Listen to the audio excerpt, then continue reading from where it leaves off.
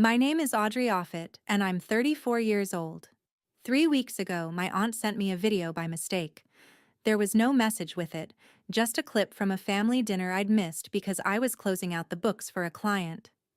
I pressed play, expecting nothing. What I got was my whole family laughing, my brother calling me a pathetic failure, and my mother waving it off with a single line that rearranged my entire life. For 6 years, I had been paying their bills: the mortgage, the truck, the tuition, the rent. And there they were, deciding I should be grateful. I didn't say anything that night. I just opened my laptop and started doing the one thing I'm actually good at. By the time the next payment was due, every person at that table would understand exactly what they'd been laughing at and exactly what it was about to cost them. Welcome back to Calm Drama Stories, where the quietest person in the room turns out to be the one holding everything together, and where dignity always outlasts noise. If you've ever been the dependable one, the one nobody thanks, this story is for you. Drop a comment and be sure to subscribe. It was a Thursday night. Late. The kind of late where the whole street has already gone dark. I was at my own kitchen table, eating reheated soup with one hand and reconciling a hardware store's receipts with the other. That's the job. I keep the books for 3 small businesses in town, and the work follows me home. My phone lit up against the counter. A text from Aunt Carol. No words. Just a video file sitting there like a wrapped gift. I figured it was a forwarded clip. Maybe a dog doing something. Maybe a birthday reminder for my mother's party coming up. I wiped my hand on a dish towel and tapped it. The screen threw a cold blue light up onto the dark ceiling, and the sound came out of that tinny little speaker before the picture even sharpened. Laughter. I knew every voice in it. My mother's, low and amused. My brother's, loud the way it gets after his second beer. My sister's, that quick giggle she does when she wants someone to know she agrees. The camera was angled across a dinner table I'd sat at 100 times. It was the dinner from the week before, the one I couldn't make because I was finishing a month-end close. They'd gone ahead without me. They always could. I turned the volume up. My soup went cold next to my elbow and I didn't notice. I leaned in toward that little glowing rectangle the way you lean toward a stranger's conversation when you suddenly hear your own name in it. Because I had. Someone in that video had just said Audrey, and the table had laughed. My brother Wade was standing up with his glass. He does that, makes a toast out of nothing, fills a room because the room is the only place he feels big. He was doing an impression of me. Hunched over, squinting, tapping at an invisible calculator. Here's to Audrey, he said, and the table was already grinning.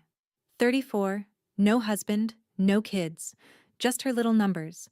A pathetic failure who's real good at adding up everyone else's money. Megan, my sister, laughed into her wine. Be nice, she said, in the voice people use when they mean the opposite.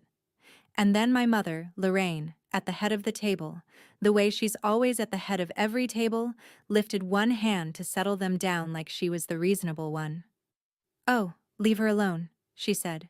She's fine. She should be grateful. At least the money gives her something to feel useful about. The whole table broke open at that. Real laughter. The easy kind. The kind that only happens when nobody at the table thinks the person they're talking about will ever hear it. I watched my Aunt Carol on the edge of the frame. She laughed too. But her eyes went down to her plate and stayed there. I sat in my dark kitchen and I waited to cry. Because that's what you do, isn't it? The tears didn't come. Something colder came instead. Something quiet and level, like a balance sheet that finally has both columns filled in. I reached out and paused the video on the exact frame where my mother's mouth was still open around the word grateful. I looked at it for a long time. Then I reached for the one thing in my life that has never once lied to me. My ledger. You should know who I am before you decide how to feel about what I did.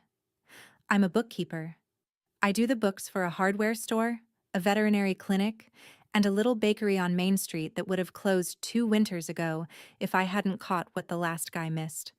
I taught myself most of it, then made it official with night classes at the community college while I worked days. Nobody handed me a client. I earned everyone by never being off by a penny. People trust me because numbers don't have feelings and neither do I, at least not on the page. That's where I'm good. People are the part I never got the hang of. When I think hard, I click the cap of my pen over and over, a little metronome my coworkers tease me about. I was clicking it that night without realizing. Here's the thing I'll admit, because the whole story falls apart if I don't. I have a weakness, and it isn't softness. It's the opposite. I carry things before anyone has to ask. Bill comes due, I pay it. Problem shows up, I solve it quietly, alone, at this same table at midnight. I never learned how to need anybody, so I made myself the one everybody needed. I told myself that was strength. I'm good with numbers. I'm worse with people who treat kindness like a subscription they forgot they signed up for. And my family had been on that subscription for 6 years. I just hadn't sent them the bill yet. It started with the house. 6 years ago, my father died. Fast. The way the strong ones sometimes go. And he left behind the home I grew up in, and a mortgage he'd been quietly losing the fight against. The bank sent the kind of letters you don't show people. My mother couldn't qualify to refinance on her own. She hadn't worked in 30 years. Wade's credit was a crime scene. Megan didn't have an income to put on a form. So the bank looked at the four of us and found exactly one person whose name made the math work. Mine. I sat down with a loan officer, and I bought the house. My name on the deed, my name on the new mortgage, my signature on every page that mattered. My mother got to stay in her home and never pack a single dish. That's what I wanted. I didn't do it to own anything. I did it so my mother wouldn't be the woman whose house got taken the same year she became a widow. Everyone in the family knew I handled the house. That's the phrase they used. Handled. Like I'd called a plumber. They'd say it at parties. Audrey took care of the house thing. Light, breezy, a footnote. Not one of them, in 6 years, ever asked whose name was on the title. They didn't want to know. Knowing would have meant the house wasn't really my mother's anymore, and the story they liked best was the one where Lorraine had held everything together through hard times all by herself. I let them have that story. I was the footnote who paid the mortgage on the home where they all gathered to laugh at me. The house was just the foundation. After that, the rest came on like water finding cracks. Wade's truck loan, when his landscaping business went under for the second time, and the bank was about to take the one thing he needed to work. My niece and nephew's tuition at the private school Megan insisted they couldn't possibly leave in the middle of everything. Megan's rent, after she and her husband split up, and she just needed a year to land on her feet. That year turned into 4.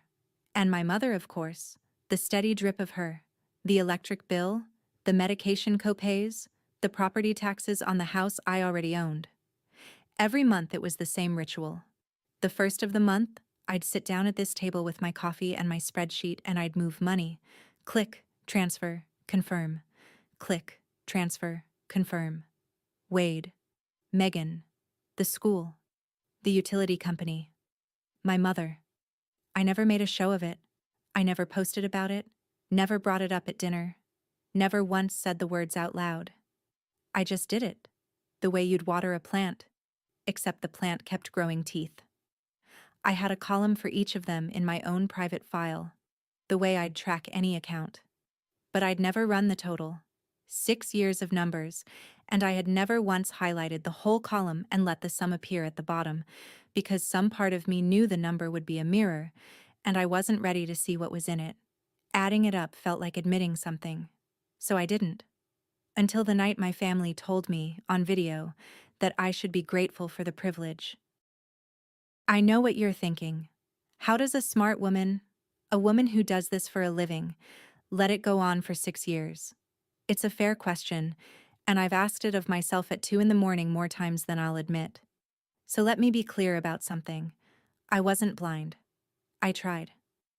About 3 years in, I sat Wade down and asked, gently, if he could pick up even part of the kids' tuition now that he was working again. My mother heard about it before I'd finished my coffee. She called and cut me off mid-sentence. Your brother is drowning, Audrey. You're the strong one. Don't you dare make this about you. So I dropped it. Another time I asked if we could all sit down together and talk about the family finances. Just talk. And the meeting I scheduled had exactly one person at it. Me. I kept paying, but not because I was a fool. I kept paying because the alternative had a face. Stop the tuition mid-year and a 9-year-old gets pulled out of school in front of his friends. Stop the mortgage and my mother, a widow, loses the house she'd buried my father from. Those weren't abstractions. They were real people who would really be hurt. And I was the only adult in the room who seemed to understand that. So I told myself the story everyone in my position tells themselves. I told myself that underneath the taking, they loved me. That the gratitude was just buried somewhere I couldn't see it. That's the lie I lived on. And the video, when it finally came, was merciful in exactly one way. It took that last lie away from me for good. I didn't sleep much, but in the morning I still made coffee, because I'm not the type who lets the ground fall out from under a Tuesday. I sat down at the table. I opened the laptop, and my hand stopped, hovering over the spreadsheet where I keep the recurring transfers, the ones that fire off on the first of every month like clockwork. The next round was due on the 1st. I counted the days on the calendar by the fridge. 19 of them. And then I noticed something that made the back of my neck go cold in a way the video hadn't. The first of the month fell on a Saturday this year. The same Saturday as my mother's 60th birthday party. The party I was paying for. The party where the whole family and half the town would gather in the church hall to celebrate Lorraine Offit holding her family together through hard times. I sat there with my coffee going cold for the second night in a row, and for the first time in 6 years, I did not click transfer. I opened a fresh tab instead. I pulled up 6 years of bank history, every account, every statement, and I started to read it the way I read a client's books when something feels off. I want to be honest with you about what this was. I wasn't planning revenge. I genuinely wasn't. I was doing an audit. There is a difference between those two things. But by the time I was finished, I'm not sure even I could have told you where one ended and the other began.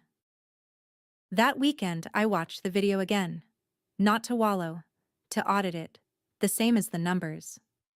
I scrubbed it frame by frame in the blue light of my phone, pausing on each face the way you'd flag a suspicious entry. I wanted to know exactly who was in this, and how deep.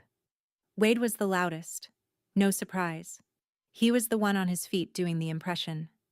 Megan was the chorus, laughing on cue, the way she's laughed on cue her whole life to stay on the right side of whoever's holding court.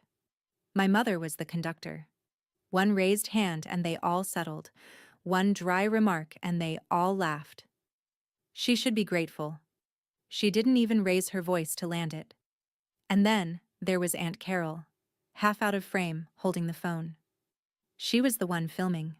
She laughed when the others laughed, a beat late every time, her eyes dropping to her plate after. I watched her hand the camera angle around the table, and I realized something that stopped me cold. Carol filmed this, and then Carol, 3 days later, sent it to me. No caption, no oops. Just sent the whole thing straight to the one person it would gut. I sat back in my chair and clicked my pen, slow, thinking. I couldn't tell yet what that was. A fumble of fat fingers on a small screen, or a woman who couldn't say the words out loud, handing me the evidence and hoping I'd do what she didn't have the spine to. I didn't know which, but I knew I'd find out before this was over. The strangest part was how normal everyone stayed. 2 days after I'd watched my family call me a failure, my phone buzzed with the usual traffic, like nothing in the world had shifted. Wade, hey sis, truck insurance is due. Can you grab it this month? Kinda tight, Ren? Not a hello. Not a thank you. Just the ask, the way you'd text an app. Then Megan sent me a link to a dining set she'd found, $1,100, with a little note. For the apartment, what do you think? What I thought was that she was asking my permission to spend my money, and didn't even know that's what she was doing. And then my mother called, and I let it go to voicemail, and listened later. Audrey? Honey, have you booked the caterer for the party? People are RSVPing. Don't leave it to the last minute. And don't you dare embarrass me at my own party. You know how you get quiet. People will be watching. People will be watching. I almost laughed out loud in my empty kitchen. She had no idea how right she was about to be. Not one of them knew I'd seen the video. Not one of them suspected the woman who paid for everything had finally sat down and started counting. And that, I came to understand, was the only real advantage I'd ever held in this family. Time. For the first time in 6 years, I had time, and they didn't know the clock was running. So I did what I do. I built a clean record. Not a rant, not a journal full of feelings, none of that. A ledger. I opened a fresh workbook and I gave each of them a tab. Wade, Megan, the school, the utilities, my mother.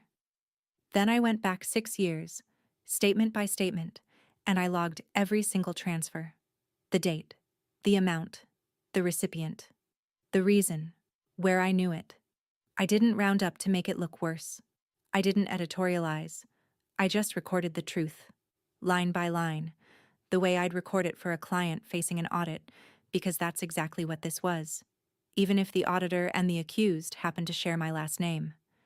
The pen clicked in my hand. Steady now.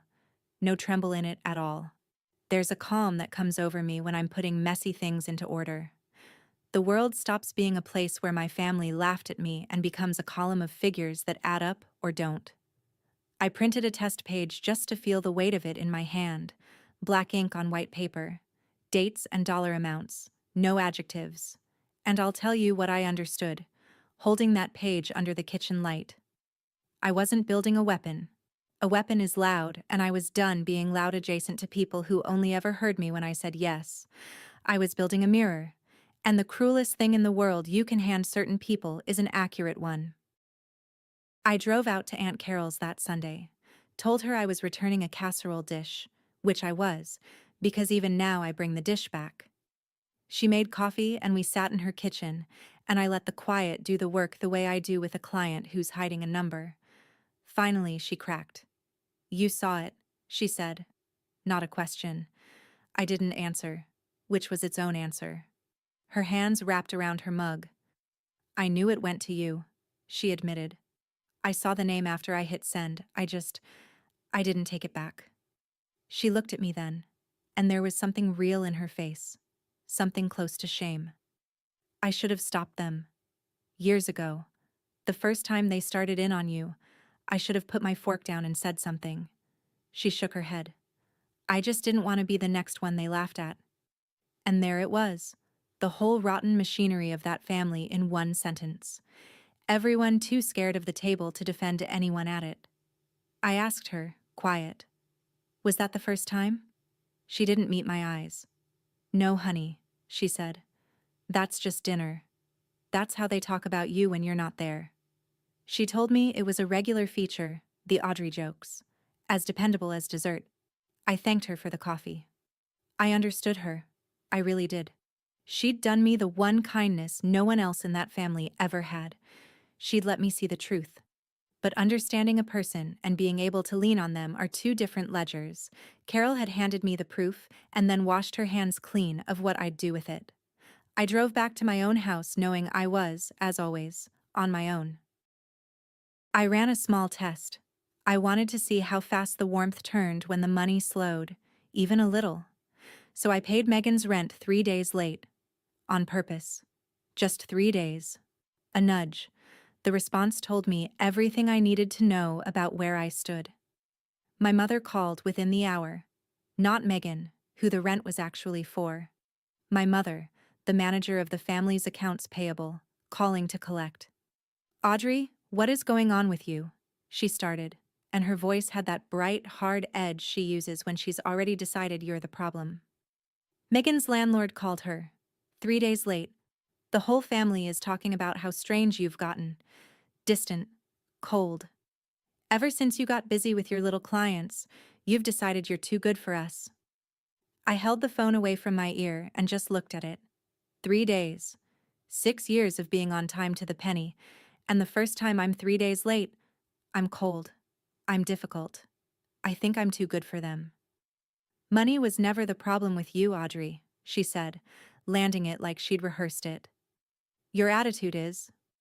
I told her I'd take care of it, and I hung up, and I sat very still in the quiet. 3 days late, and suddenly I was the villain of the family. So I let myself do the math on what 6 years of perfect, silent, on-time payment had actually purchased me. The total came to nothing. Not a thank you. Not a defense at a dinner table. Nothing but the standing right to keep being on time. That was the night I went to the file cabinet.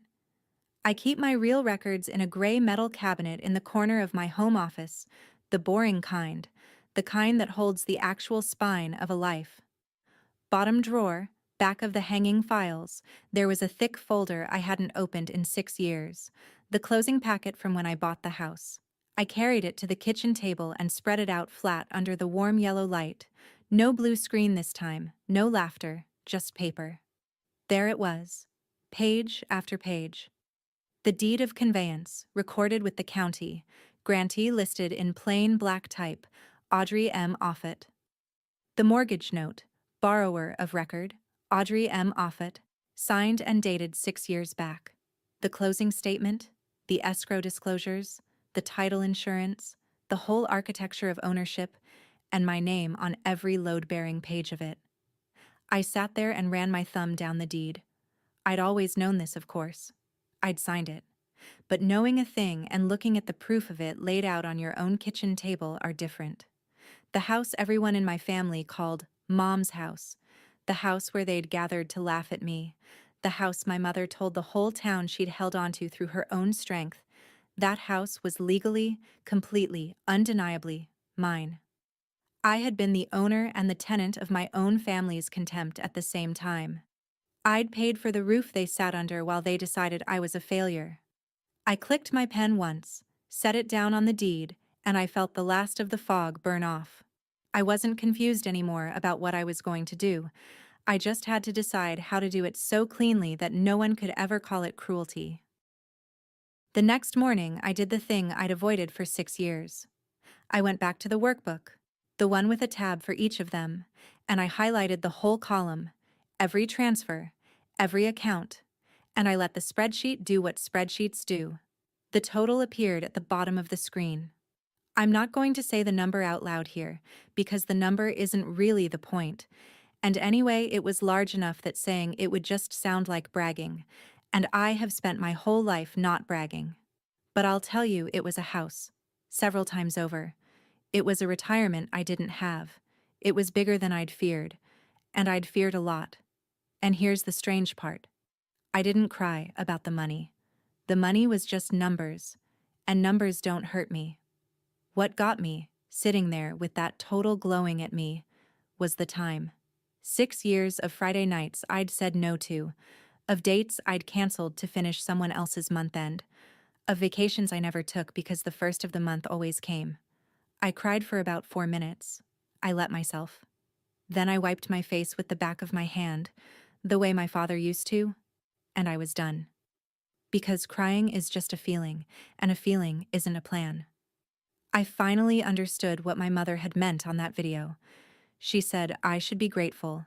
And you know what? She was right that someone in this family should be grateful. They were grateful. Every single one of them was deeply, quietly grateful for exactly one thing. That in 6 years, I had never once added up the total. If you've ever sat with a number you were afraid to add up, the real cost of being everyone's safety net, then you already know how I felt at that table. Stay with me. What I did next wasn't loud and it wasn't cruel. It was just honest. If this is hitting a little too close to home, leave a comment and tell me about it. And subscribe, so you don't miss how it ends. The first real test came from Wade. His truck insurance text was still sitting there, the one with no hello in it. Before, I'd have paid it inside an hour and never mentioned it. This time, I waited a day.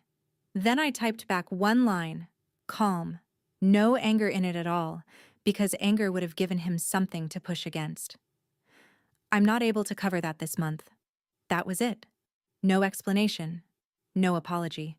I'd learned a long time ago that a clear sentence with no excuse attached is the hardest thing in the world for a certain kind of person to argue with. My phone rang before I'd set it down. Wade, of course. The sweetness was gone in about 4 seconds. "Since when?" he said. "Since when are you not able? You got those little businesses paying you. What? Are you saving up to feel important?" I stayed quiet, which made him louder. "You think you're better than us now? Sitting there with your spreadsheets?" And then, because he couldn't help himself, because the video had told me exactly who he was, he said it. "Don't act like you're not the pathetic one here, Audrey." There it was again. Pathetic. The same word from the same mouth, except now I was on the phone to hear it instead of watching it on a screen. I let the silence sit. Then I said, "Okay, Wade." And I hung up. One sentence. "I'm not able to." It cost me nothing, and it cost him everything. And we both knew exactly which of us was about to feel the difference. After that, the phone didn't stop. It turns out a family that never calls to ask how you are will call constantly the moment the money flinches. Megan first, texting that I was being so selfish right now, that Wade had enough going on without me playing games. Then a cousin I hadn't heard from in a year, suddenly concerned about the family being divided. Then my mother, the heavy artillery. She didn't call this time. She sent a text, and I think she sent it in writing because she wanted me to have to read it twice. "After everything this family has done for you." That was the whole message. I read it standing at my kitchen counter, and I'll be honest, I almost laughed. After everything this family has done for me. I actually opened my workbook and looked, just to be sure I hadn't missed something. Some column where the help flowed the other way. There wasn't one. Everything this family had ever done for me fit comfortably in the empty space below the totals. I set the phone face down on the counter and I didn't answer a single one of them. Not Megan, not the cousin, not my mother.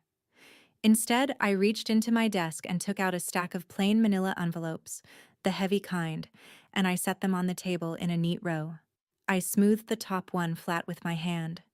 I didn't know yet exactly what words I'd put inside them, but I knew the shape of what I was building now, and for the first time in 6 years, the quiet in my house felt like mine. I thought hard about how to do it, because how you do a thing is the whole thing. I could have blown it all up in the family group chat, posted the totals, named who'd taken what, let them read it on their phones and feel the floor tilt. I could have called each of them and said the cruel, true things I'd been swallowing for 6 years. I could have made it loud. But loud was their language, not mine. Loud keeps you in the room, arguing, explaining, defending, and I was so tired of being in the room, so I chose the opposite. I made a plan with 4 parts, and I wrote each one down so I wouldn't soften on it at the last second. 1. I'd sign the deed of the house back to my mother and set the mortgage up for her to assume, so no one could ever say I'd taken her home. 2. Every voluntary payment, the truck, the rent, the tuition, all of it, would stop on the 1st. 3. I'd hand each of them an envelope with their own complete record inside and a single page telling them when the payments ended. And 4. The most important part, the part I underlined twice. I would not argue. I'd say my piece, set down the envelopes, and walk out the door. I wasn't going to fight them, because fighting keeps you tied to people. I was going to balance the account and leave. And the calendar, bless it, had already chosen the day for me. The next payment was due on the 1st. So was my mother's 60th birthday party. I decided to let the date make it look like fate. I know some of you are already shaking your heads, thinking she should have just texted them the spreadsheet and been done with it. Stay with me, because the way this lands in person is the whole reason I'm telling you. If you've ever had to set a boundary with people who only respect you when you're useful, you'll want to see how this goes. Drop a comment, hit subscribe, and let's get to that party.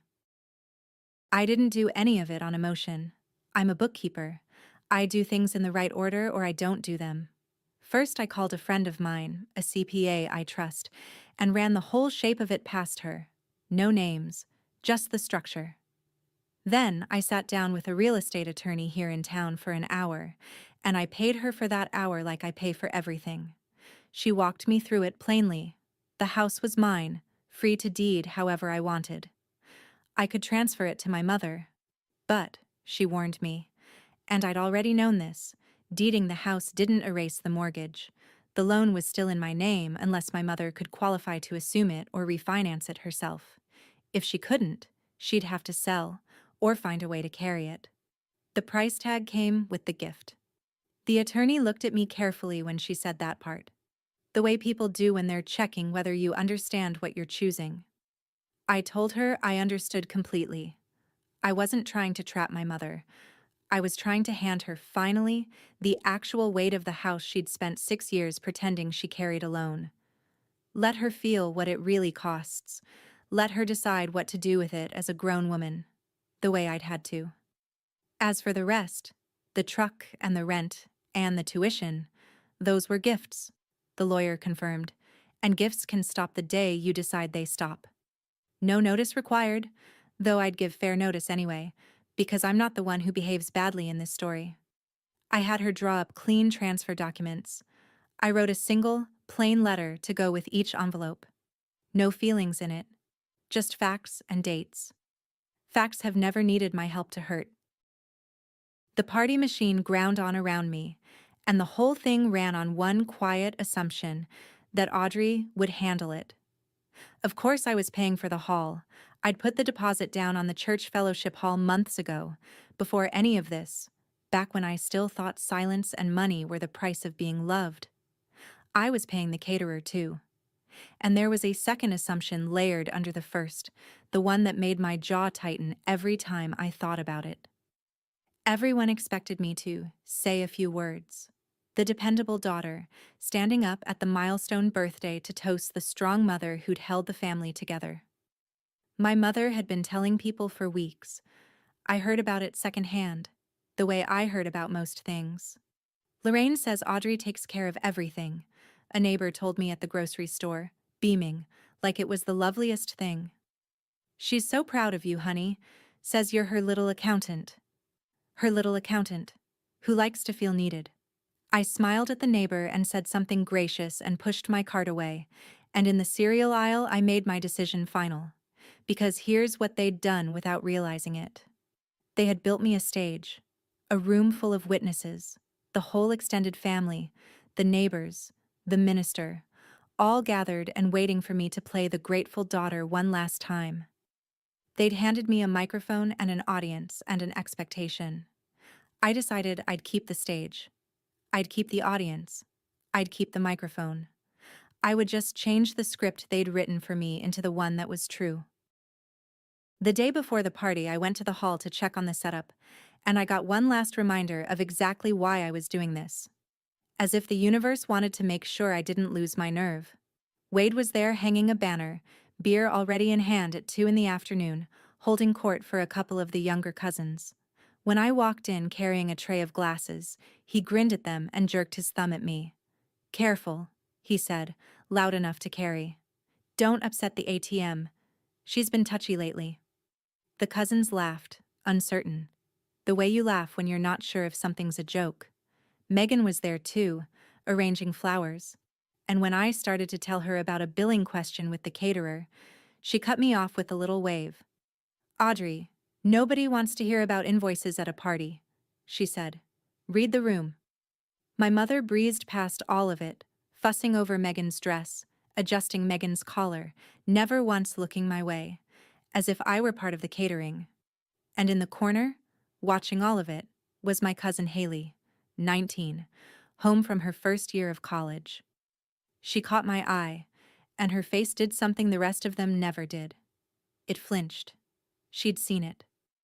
"Don't upset the ATM." He'd said it like a joke, tossed it off the way he tosses everything off. But I'd stopped finding Wade funny somewhere around year 3. A joke is just cruelty wearing a party hat, and I'd been the punchline at this family's table for as long as I could remember.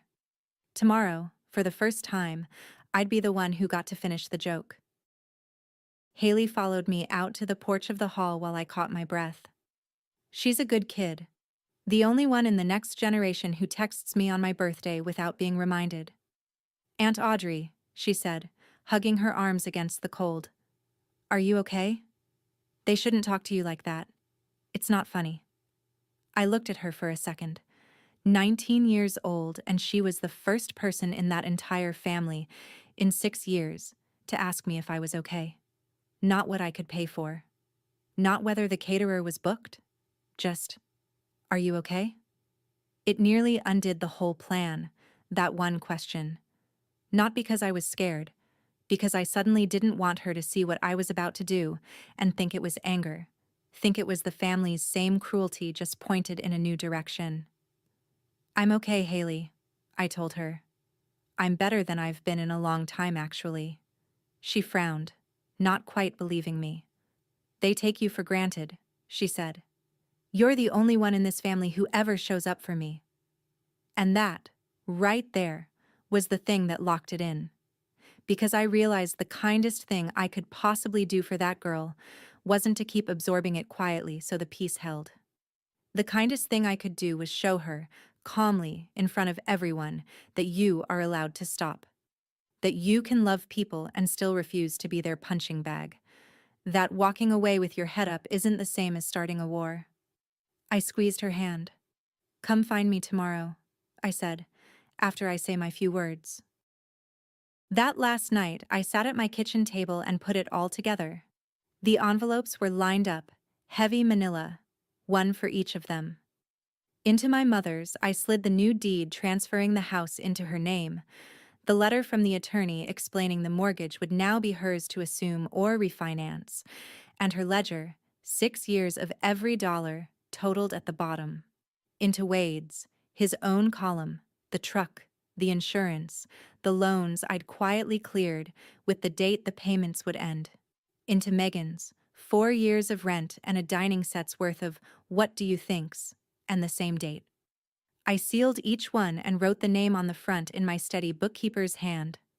My pen moved without a tremor. I signed the letters, one click of the cap between each signature, the sound filling the quiet kitchen like a slow clock. My phone sat face down on the table the whole time, dark, and I never once turned it over to watch that video again. I didn't need to. I had it memorized. And anyway, the laughing was about to stop mattering. 4 envelopes. No speech to memorize. No big confrontation rehearsed in the mirror. I'd spent 6 years saying yes to these people without ever saying a single word about it. I figured I could say no the exact same way. Quietly. Completely. In writing. So it couldn't be argued with. I turned off the kitchen light and went to bed. And for the first night in 3 weeks, I slept the whole way through. The church hall was full by 4. It looked the way those rooms always look. Folding tables in rows, a sheet cake under fluorescent light, a banner that said 60 and fabulous with the glitter already shedding onto the floor. My whole extended family was there, aunts and uncles and second cousins, plus half the neighborhood and the minister and his wife. My mother held court near the cake in a new dress, accepting her birthday-like tribute, telling anyone who'd listen the story she loved most. Well, after Frank passed, somebody had to keep this family standing, she was saying as I came in, and I just did what I had to do. She caught my eye across the room and gave me the look. The one that meant, get ready. You're up soon. Wade was already loose and grinning. Megan hovered near our mother, basking in the borrowed glow. Haley stood off to the side and gave me a small, private nod. When the cake was cut, my mother tapped her glass with a fork and the room hushed, and she said, with a magnanimous little wave in my direction, I think my daughter Audrey wants to say a few words. She's the one who put all this together. She's good at taking care of things. Polite applause rolled around the room. They were all waiting for the grateful daughter. They were waiting for thank you. I stood up, and I felt strangely, perfectly calm, the way I feel when a long set of books finally balances. I didn't have a glass in my hand. I had the stack of envelopes, and I clicked my pen. Once, the only sound in the quiet room. I'd brought something a little more accurate than a toast. Thank you all for coming to celebrate my mother, I said, and I meant it, and I let the room settle into the warmth of that for a second before I went on. 60 years is worth celebrating. Then I picked up the first envelope. Mom, this is for you. I walked it over and set it in her hands. It's the deed to the house. It's been in my name for 6 years, since I bought it from the bank after Dad died so you wouldn't lose it. Tonight, I'm signing it back to you. The house is yours again, free and clear of me. A confused murmur started up. This wasn't the toast anyone expected. My mother's smile froze in place.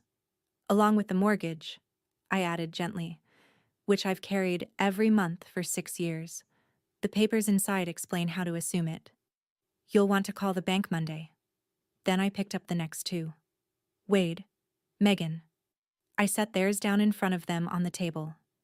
Inside each of these is a complete record of what I've paid for this family. Every bill, every transfer, every month, going back 6 years. It's all there. To the penny. I didn't add anything. I didn't round up. I just wrote down what's true. The murmuring was spreading now. Aunts leaning to uncles, the neighbors going still. Wade had the envelope open, his face draining as he read his own number. Megan hadn't moved. My mother was staring at the deed in her lap like it might bite. I kept my voice level, almost kind, because I wasn't there to wound. I was there to be clear. For 6 years, I said. I was told I should be grateful. I've heard it my whole life, so I just wanted tonight, with everyone here who loves this family, to make the record clear about who exactly was carrying whom. My mother came up out of her chair so fast it scraped back and tipped, and the clatter of it was the loudest thing in the room. "How dare you?" she said, and her voice cracked high and ugly across the hall. "How dare you do this to me at my own party, in front of everybody? You've always been like this, Audrey. Jealous, dramatic, desperate for attention." The deed slid off her lap onto the floor and she didn't even look at it. "You think a stack of papers makes you better than your own family?" Wade was on his feet now, too, the envelope crushed in his fist. "A few receipts," he spat. "And you think you're better than us? You always thought you were better than us." Megan had finally opened hers, and I watched the color go out of her face as she found the rent total, 4 years of it, and she started to cry, but it was the panicked kind of crying, not the sorry kind. The whole room was frozen. Every neighbor and cousin and the poor minister watching my mother scream the word grateful across a church fellowship hall on her 60th birthday. And here's the thing I want you to understand, because it's the only thing that mattered. I never raised my voice. Not once. I stood there in the center of all that noise and I felt the stillest I have ever felt in my life. I waited until my mother ran out of breath, and then I said quietly, so they had to go silent to hear me, "I'm not asking for thanks. I'm not even asking for an apology. I'm just done paying to be your punchline." A neighbor near the back, an old man who'd known my father, said it just loud enough to carry. Lord. The pathetic one was the one holding the whole thing up.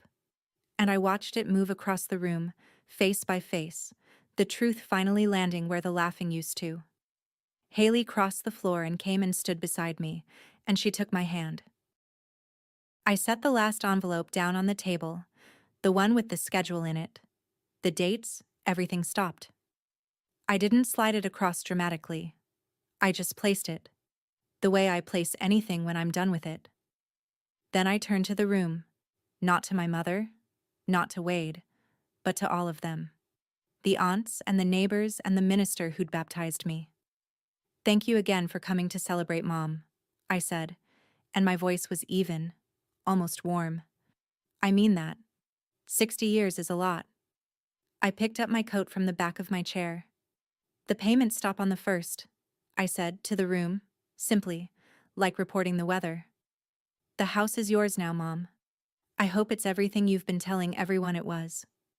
My mother opened her mouth, but nothing came out that she'd want a room full of witnesses to hear, so she said nothing. I buttoned my coat.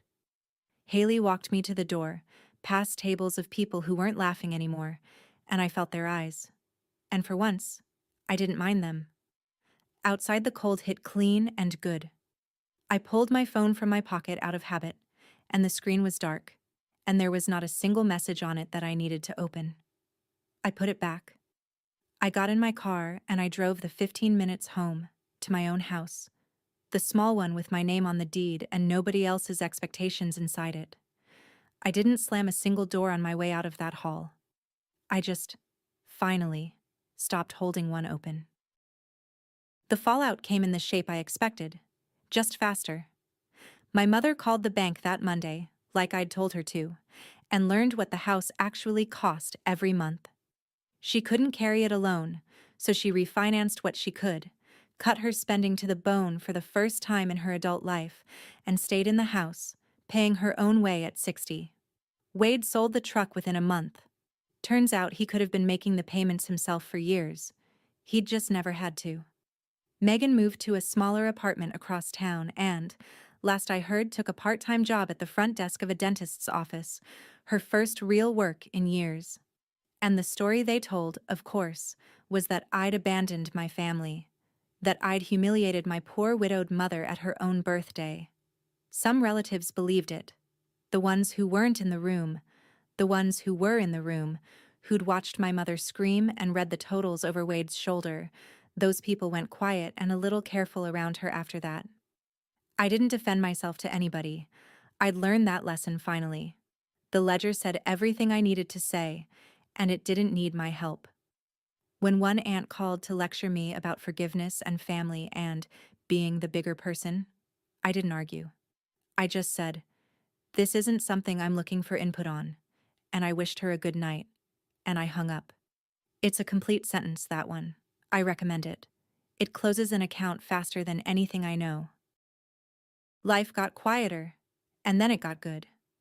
I took on 2 new clients, because for the first time in 6 years I had the bandwidth, the money, and the evenings. I took a whole weekend off and drove up to the lake and didn't bring a single spreadsheet. I'd forgotten what my own time felt like in my hands. About a month after the party, my phone buzzed with a text from Aunt Carol. Just one line. "You did the right thing. I'm sorry I didn't." I looked at it for a while. It was true. And it was real. And it cost her something to send. But it wasn't enough to undo years of laughing a beat late and looking down at her plate. And we both knew that. So I wrote back, "Thank you, Carol. I appreciate it." And I left it there. I didn't invite her back into my life. Understanding a person doesn't obligate you to keep paying their tab, in money or in chances. The one relationship I did keep was Haley. She calls me now. Not when she needs something. Just to talk. And sometimes she drives over and we make dinner and she tells me about school. It goes both ways. The way it's supposed to. That's the only ledger I keep with family anymore. The kind where both columns actually fill in. The rest of them have my number. They know where I live. They know the door isn't locked exactly. It's just that I'm not standing in it holding it open with my own 2 hands anymore. If they want to come through it, they can do what I did. They can carry their own weight. I learned something at that party I wish I'd known at 28. Generosity isn't a debt the people you love get to collect from you forever, and the day you finally sit down and balance the account, you find out very quickly who valued you and who only ever valued the money. That's my story. 6 years of silence, 4 envelopes, and 1 birthday that finally told the truth. If you've ever been the one quietly keeping everyone afloat, the dependable one nobody bothers to thank, let this be your sign. You're allowed to stop. You can set the weight down and still be a good person. If this story reached you tonight, share it with someone who needs to hear it, drop a comment and tell me your version, hit subscribe, and I'll see you in the next one.